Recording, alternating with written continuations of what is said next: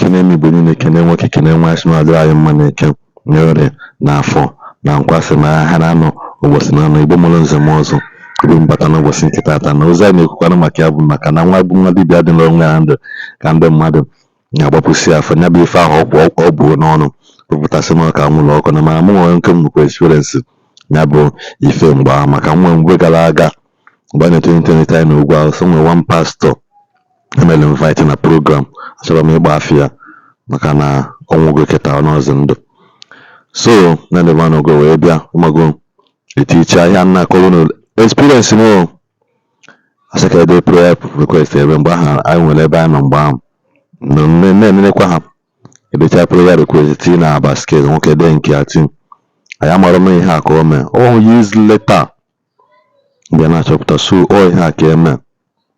mago bịa tinye n'ime basket rọba basket yo wugide ya mmiri ya bụ ihe tasụlụ ọkụ maka pepas ya dị nọ na ahụ datụ nsi spark ya like that takwụlụ ọkụ tata some peppers dị n'akụkụ ebe a asị na nakwa na ọkụ ọbịakwa na akwọchikwa na afọ anya amahụ na anwansi ji egwu ndị ochie oyo mgba so at long run ka nkịta weghọtasị na ihe a ka a na-eme na onye bụ gasị onye na-eto ọ na-amala ihe biko mgbe m fụ nwa dibịa mere ihe a nsị akwa ndị ọzọ akwa ha na ihe dịbe oke dịkọbụ ogene mana kịta ndị mmadụ awapụrụ onye afọ na-egosiri asị nna biko kwa dododo na anyị makwa nka na ọgbokwa ihe na ihe a kemikal na-arụ ya atụ mgbe o metụrụ mmiri kwasịta kemikal touches water obido ya atụwa biko nụ solokenụ nne ka esi gbapụ ma dibịa ivu na Oga Jik mekwara ya bụ ihe onye ọzọ emekwa ya nke ọ na-akọ atụsị ya n'elu ala ka ụma nọ ya alụ ụlọ biko nụ soro nụ m nene ya vidio maka ndị na-asị na ike dị yes anyị ma na ike dị mana ọ bụ ozi maka ụdị ya ya bụ nwata ezike kasị na ndị onye Enugu ga-ama aka na-ekwugheri ekwu ndị ọ na-eme bụ fake yọtara ọ na-eme bụ fake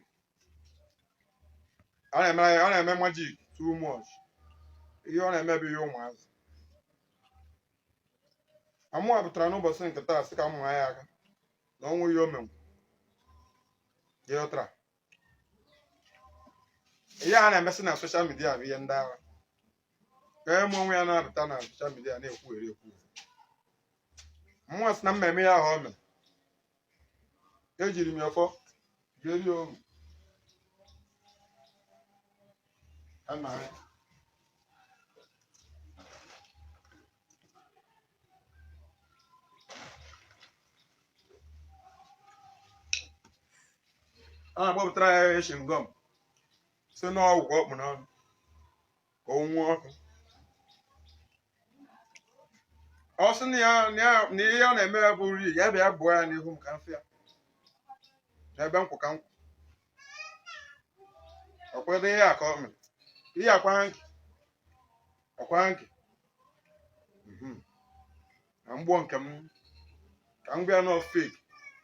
anyị agakwana ya ntị ihe o ji eri ego ndị mmadụ bịa dị ya ka anyị marazie mmụọ chiri ọzọ nne ya ka o mere ọ pụtara na soshal midia ushi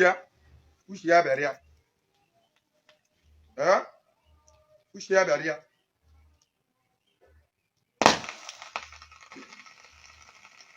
Neza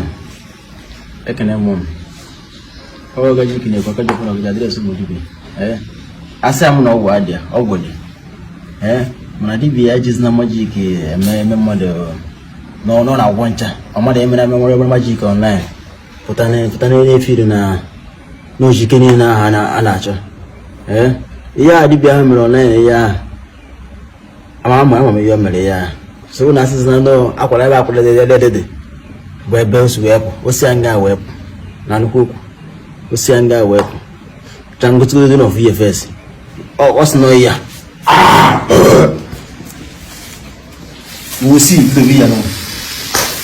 dobi ọ ya gọọmenti nke a dị otu nke a ọtị nke a dị otu nke izizi ya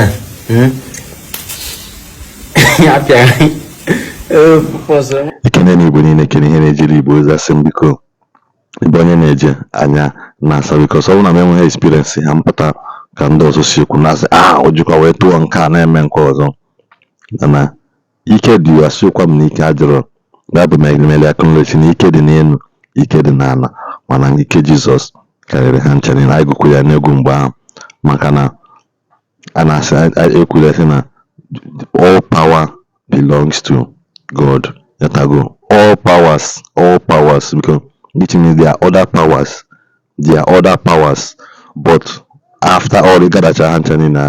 I say all power belongs to God. Even the man I get with it when in the video because you know I can subscribe on this channel when I wake notification kuna solum the notification bob when I tell video for because when the man I get with in the video a month of my birthday because as time goes on I will have to also update you because you guys don't need uzo Bûried because a lot of things in our comment na can dem mmadụ si ekwe ma ndị mmadụ si ara ya my at least ihe mmụta go na channel a kalịghị ha kụziri m na school biko no when the mics come biko ebe onye no thank you for always supporting this channel na asị na ya adịla anyị mma ekenekwa m nwoke kene nwanyị ka anyị nwere mgbe ọzọ